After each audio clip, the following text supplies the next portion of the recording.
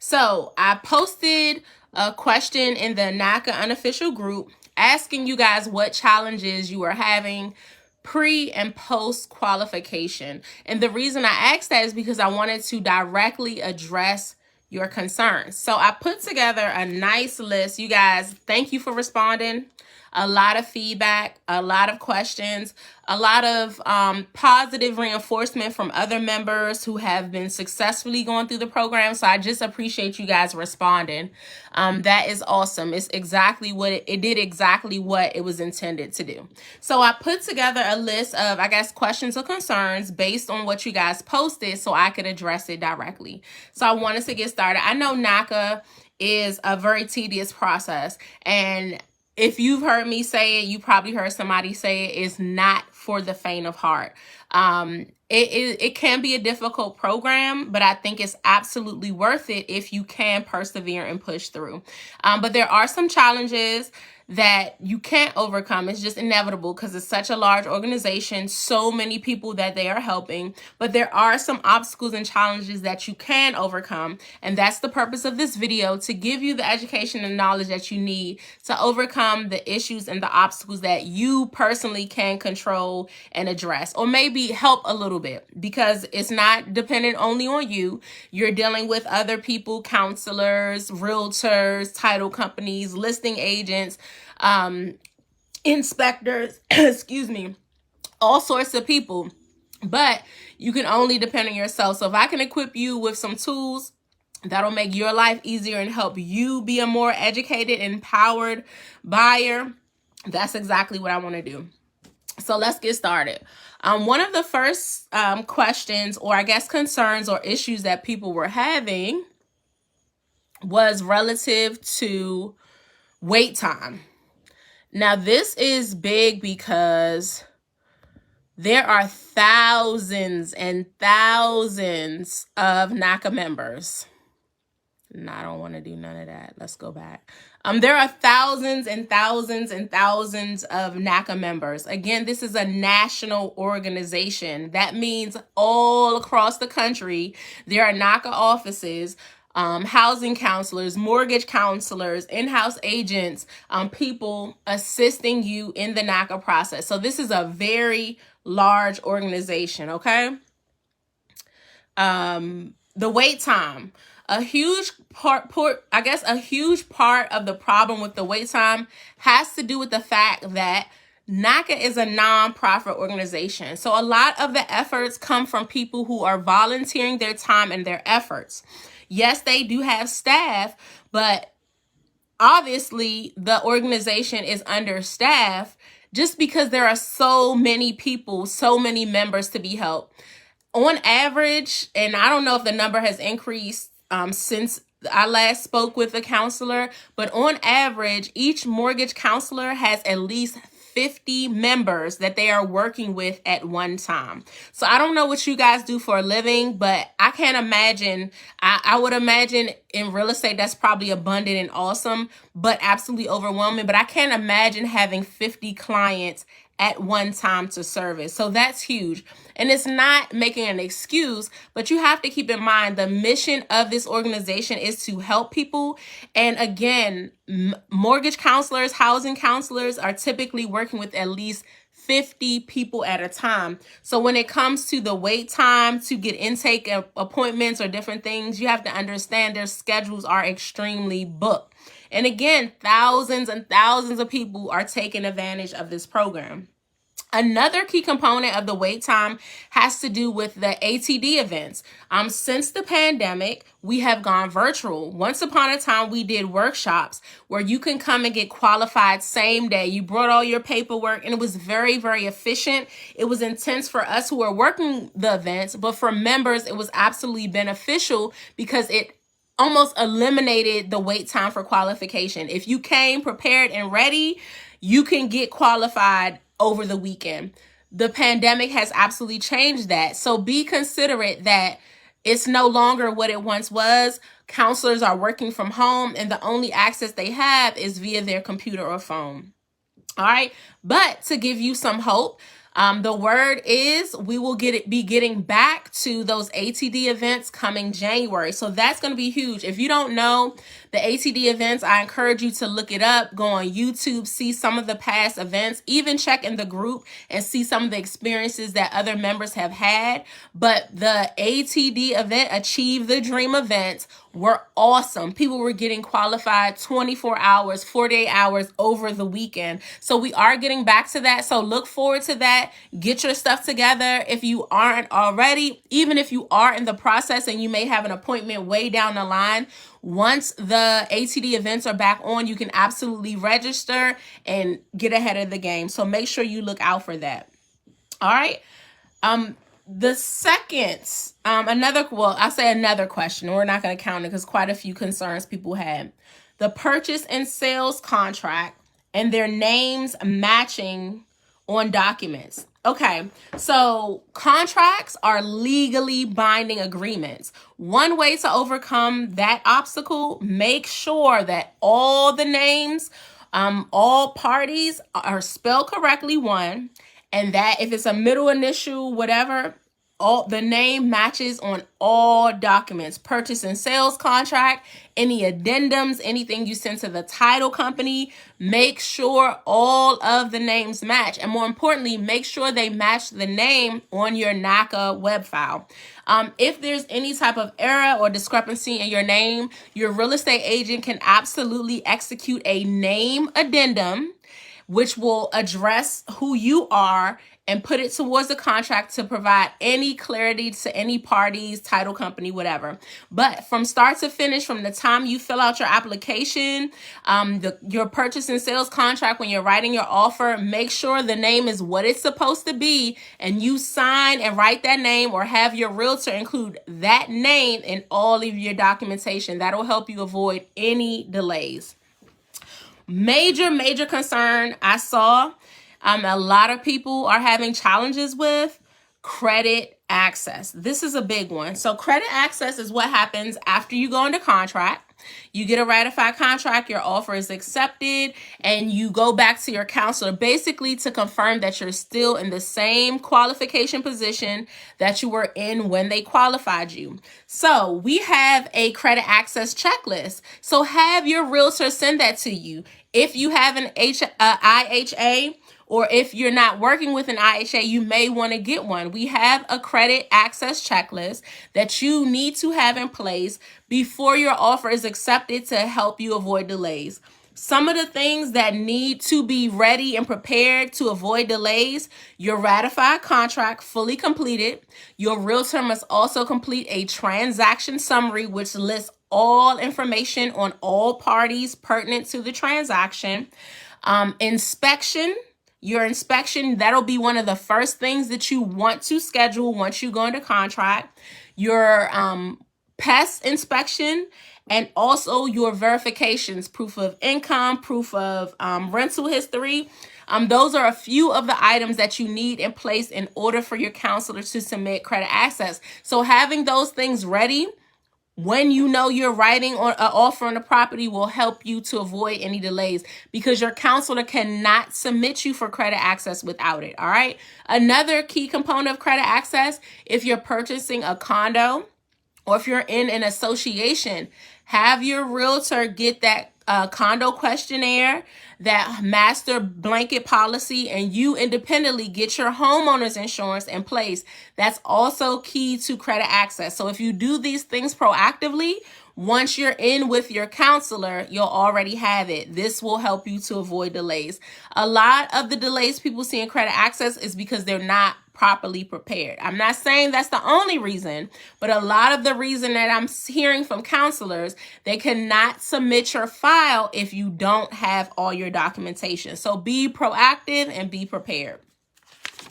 All right, conditions resubmitting documents. People are saying that they're getting the same conditions and they're resubmitting documents. I'll give you a little reasoning for that. So there are a lot of people working your file.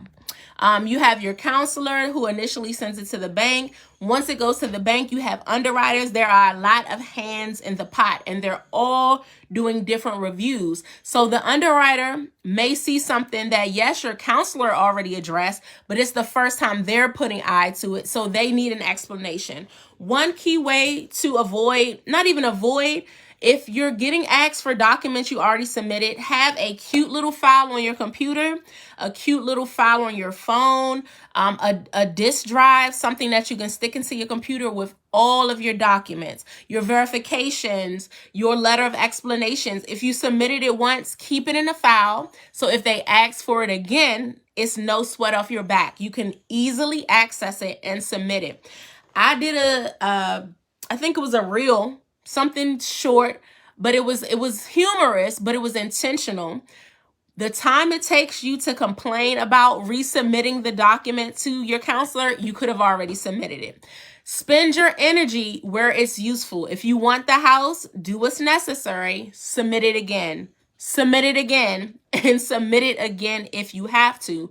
But if you want the house, you're going to do what's required of you. It's really no way to get around it. But being organized and being prepared will help make that a little less stressful, hopefully. All right. Shock payment. This is a big one, and it doesn't affect everyone, but some of the complaints people are saying is just a lot. And normally you won't see shock payment unless you're asking for more than what you initially qualified for. So shock payment, you're literally showing the bank that you can afford that amount that you're asking for. What's the solution? Save, save, save, save, save. Buying a home is a huge investment. Before you make that decision, I encourage you to save as much money as possible. Certain luxuries, Starbucks, any vices you may have, you may want to eliminate them to help you save money. Saving is not because you may need a lot of money to buy the house, but saving so you can be properly prepared. It's always great to have more than enough than not enough. So I encourage you, before you enter the NACA process, before you think about buying a home, even if you're using a traditional lender, save, save, save. This is one of the biggest investments you will ever make in your life. So being prepared cannot hurt you. It can only prepare you. Save, save, save. That is the best way to counter shock payment. Shock payment is showing the lender I can afford it. That's why they're asking you to do that. So if you want it, save, go get it. All right. The next challenge, getting qualified for my desired amount. I hear this a lot. Some people think that they can afford a certain amount because that's what they're paying in rent.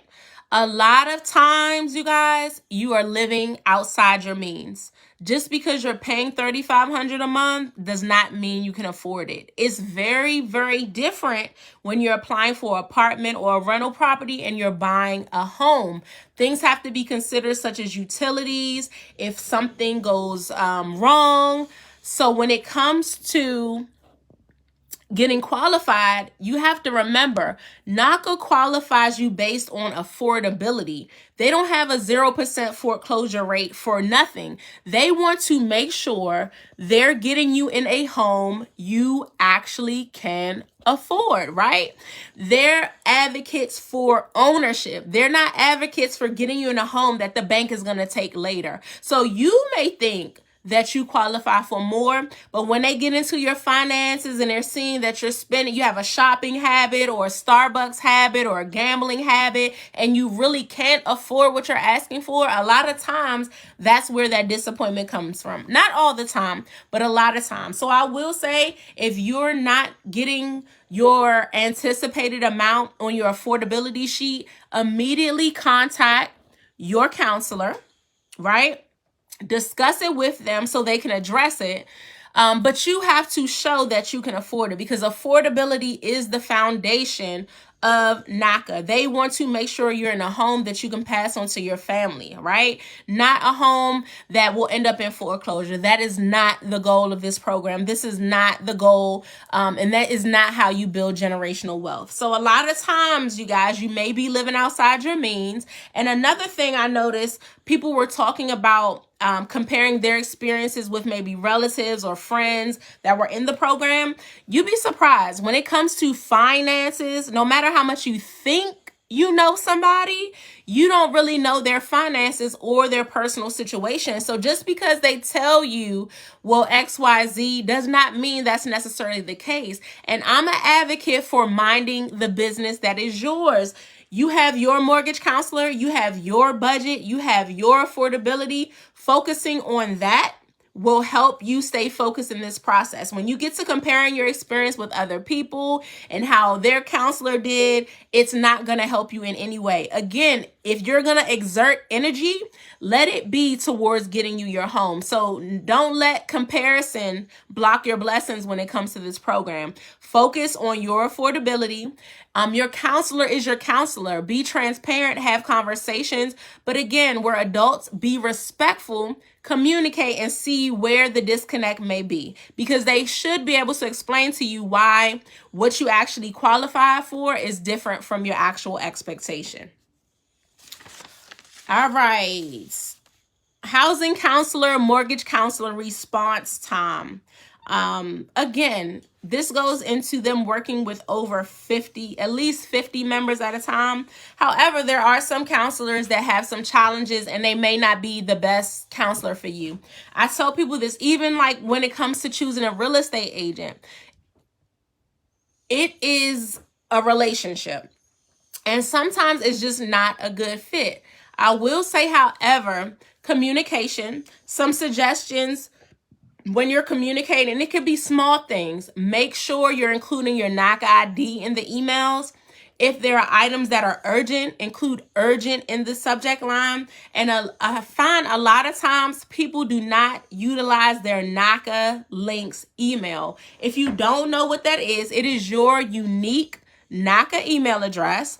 It's email your NACA ID number at NACAlinks.com. And when you're sending documents or communications, when you CC your NACA links, and I'll put in a comment so you can have a visual what it looks like, it actually sends it to your file. It's a unique email. So anybody within the NACA system that can view your file can see this communication. So it may not always be the same person, but it is backup support for communication. So make sure when you're sending messages or emails to your counselor, CC your NACA links email. So if your mortgage counselor is out and somebody is monitoring the files for them, your file for them, or if they're no longer there, because that happens, they're no longer even working for the agency, there's still communication and it's still going to your file.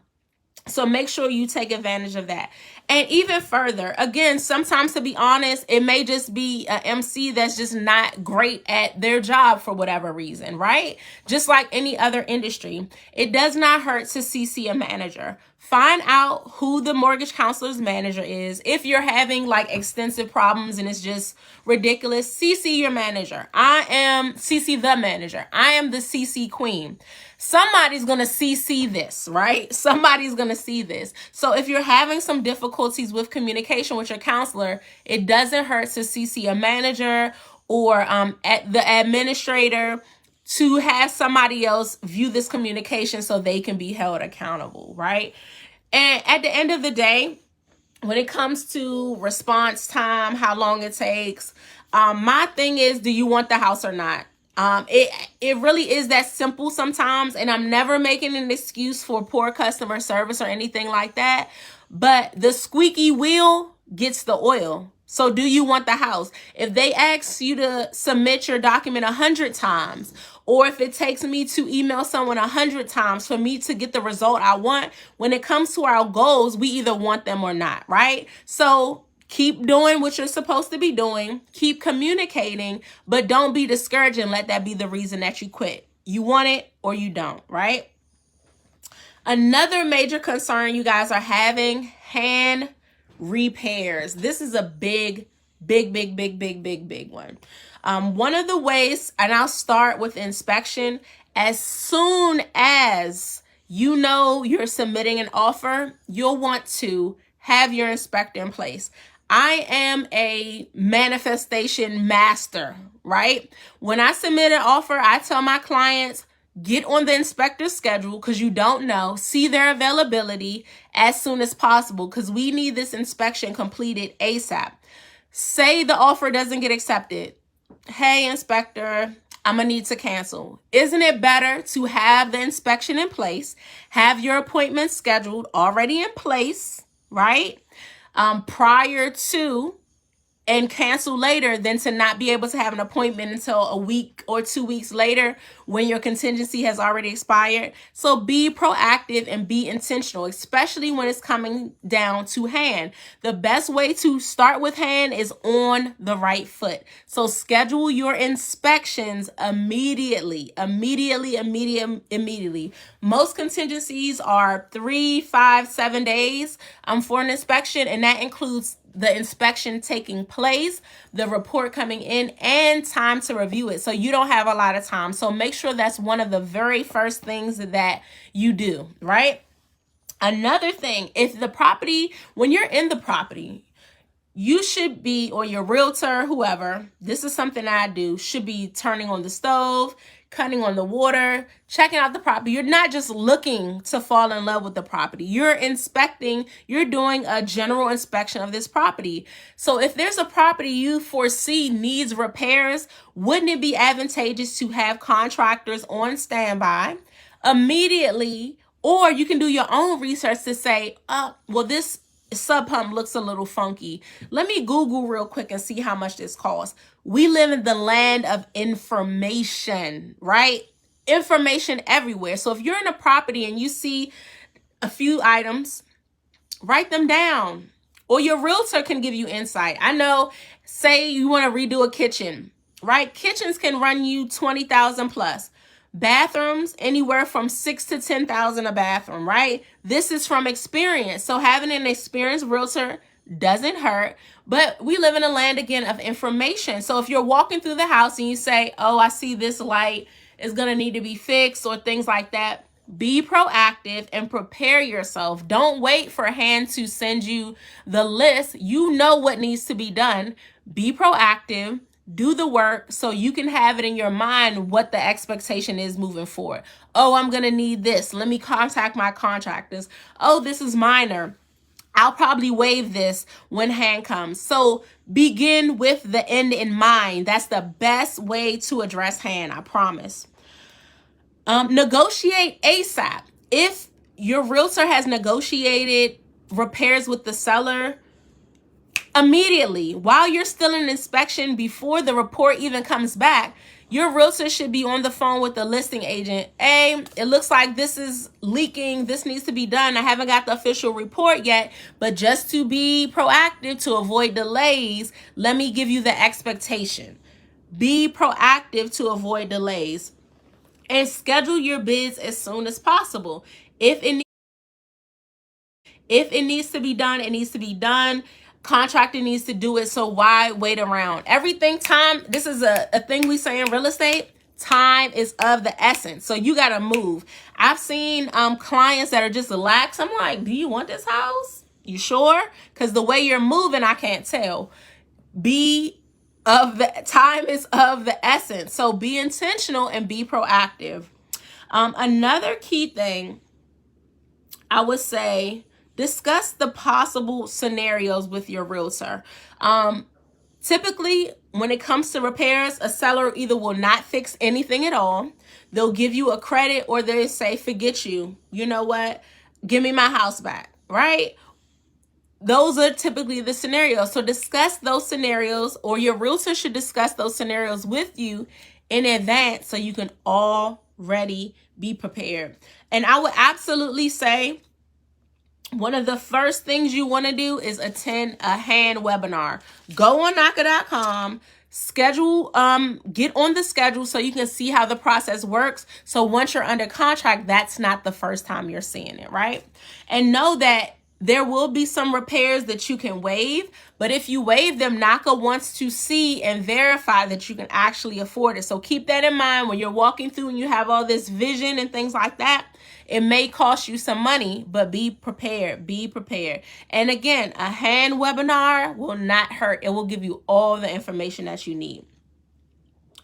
Another key component when it comes to repairs that can help you, have your realtor include in the addendum a timeline. We know that we can't wait. Normally in a traditional transaction, as long as the seller completes any repairs before closing, you're good.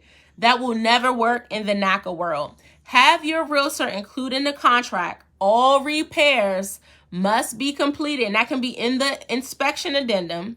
All repairs must be completed by XYZ date or such and such days from this addendum. Listen, put it in writing and have your realtor hold the seller accountable. That will absolutely help. And this was different, and I'm surprised people are having challenges with this, but somebody mentioned taxes. So taxes vary from county to county, state to state, and it can absolutely affect your affordability. One of the ways you can counter that is through the MLS. You can have your realtor, if it's not listed in the public information, get the exact annual taxes so you can determine and send to your counselor the affordability. Again, this is one of the credit access items. Your transaction summary should have the property's taxes in it because it absolutely affects your affordability. So this listed on the MLS. You can have your realtor send you a snapshot.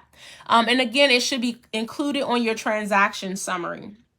Another thing, on the NACA calculator, you can play around with it and determine if a property is actually affordable based on the taxes. So make sure you're utilizing that calculator. Another thing I discovered, I don't know how it is in other areas, but I came across this in DC with multi-units. If they find out the property is vacant, they can tax properties at a different rate, which is higher, like a hotel, which will absolutely tip your affordability. So be aware of that if you're doing a multi-unit or you're doing a property that may have been like an Airbnb and the property was vacant. Once the assessor finds out, they do a tax assessment, a tax adjustment. I've seen this, and the tax rate is so high, it can tip your affordability. So make sure your realtor is checking that, FYI. Something I learned not the hard way, but through experience. So if you're purchasing a property, particularly a multi-unit or a property that was once an Airbnb or private rental, watch the taxes because it can absolutely disqualify you if it's taxed at the incorrect rate. And the thing about it is it can be changed to residential, but the time it takes for it to process, especially right now with the pandemic, it's ridiculous. And sometimes the sellers will not wait for that. So keep that in mind. All right. Appraisal. So what is an appraisal? Appraisal is an evaluation. It's a valuation by the appraiser sent from the bank to determine the value of the property. The faster you complete credit access, the faster your appraisal can be ordered. If you're doing a new construction, be sure not to have them order the appraisal until after you've been to the design center, you've picked out all your finishes, and you've increased your purchase price by $20,000, $30,000.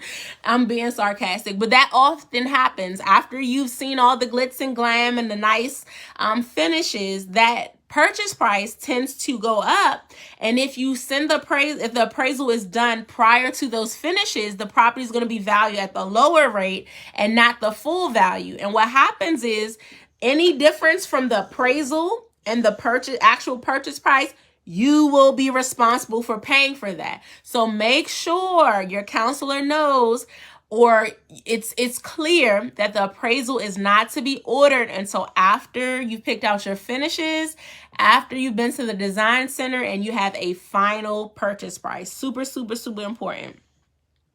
And then so there's also a final appraisal with new construction. Make sure as soon as you get the certificate of occupancy. Now, this is key. If you're doing new construction, you cannot get it clear to close without the certificate of occupancy. It takes approximately 10 days from receipt of the certificate of occupancy for the bank to review and clear the property. Listen, they will threaten you with per diem fees, all sorts of things. So listen, make sure once the property is complete, the final appraisal is ordered and you send that certificate of occupancy in so it can be reviewed by the bank so you can avoid delays. Another issue you guys are having, errors in affordability. I think I addressed that.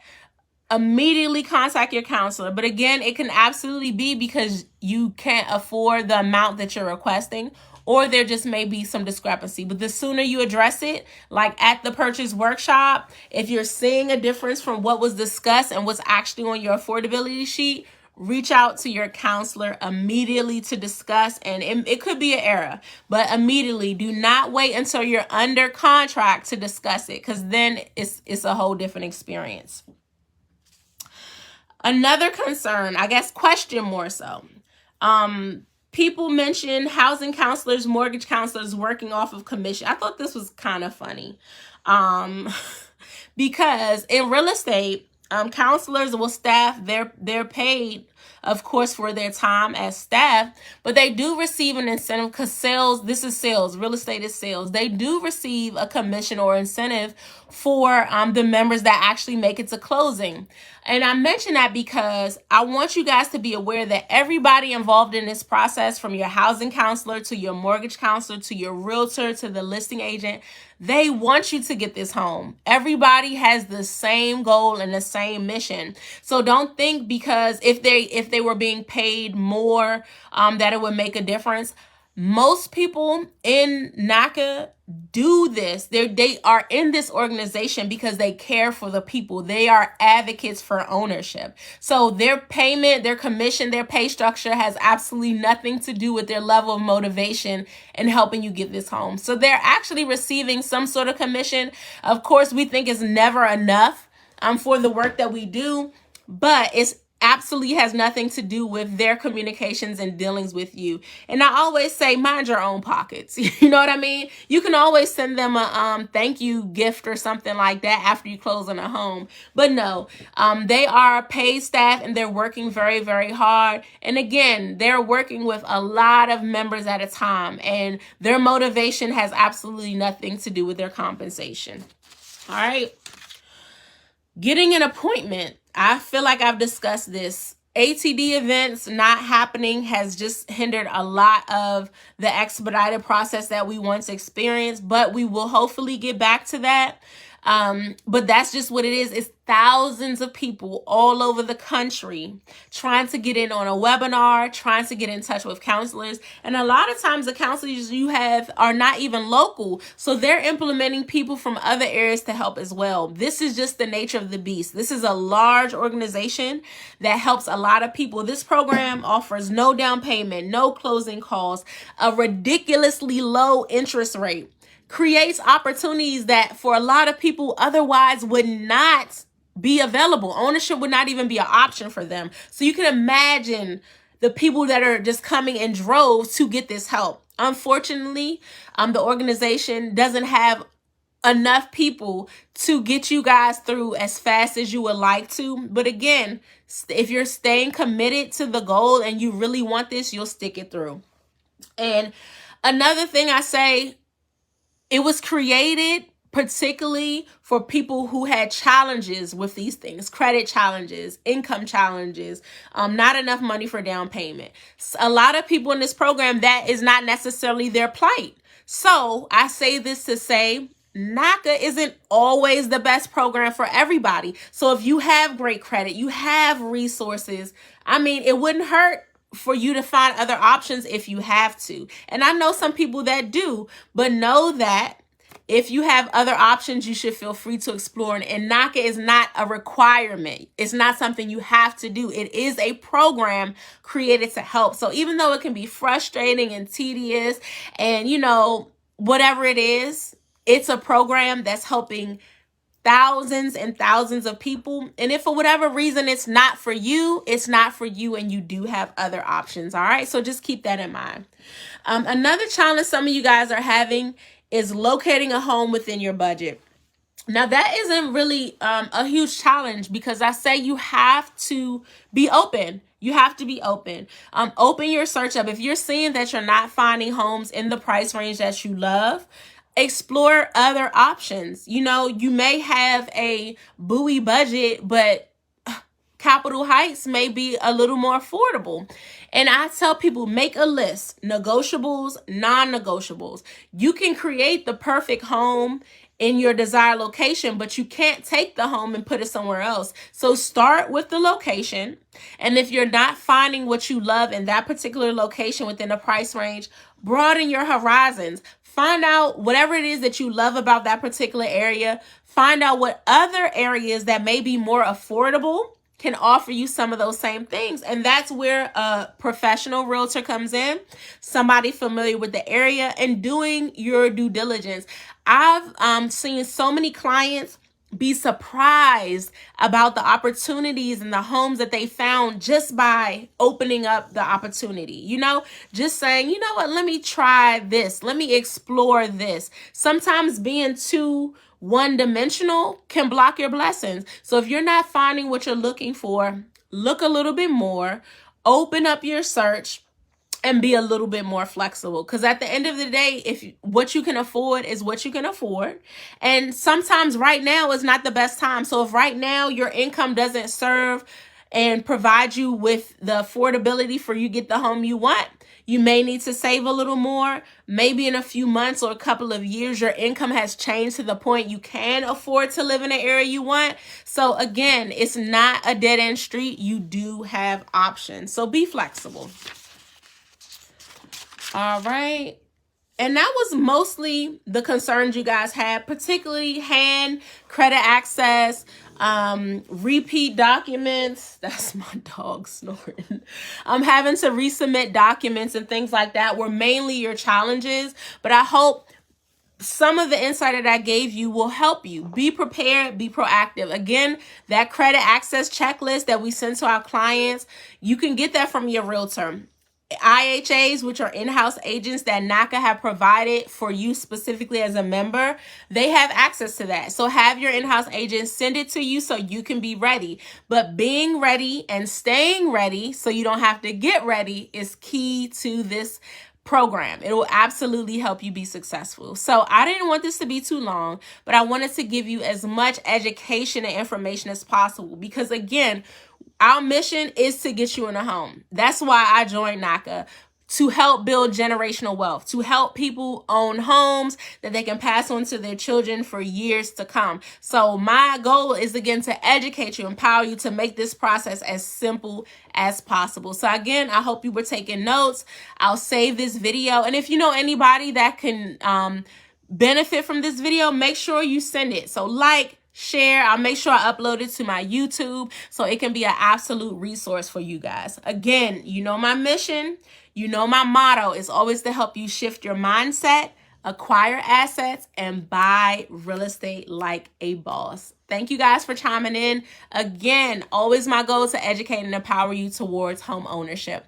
Feel free to check out www.numberoneagent.com if you want to connect with me and you're in the DMV looking for an agent. Yes, I do work with other buyers that are not NACA members. And yes, I list properties as well. So if you have a home to sell, clearly I have endless buyers looking for homes. So definitely keep me in mind. But you can connect with me on numberoneagent.Andrea.com. Send me your information. I'll absolutely be in touch. But make sure you share this video. Again, lots of information on my YouTube, lots of tools to empower you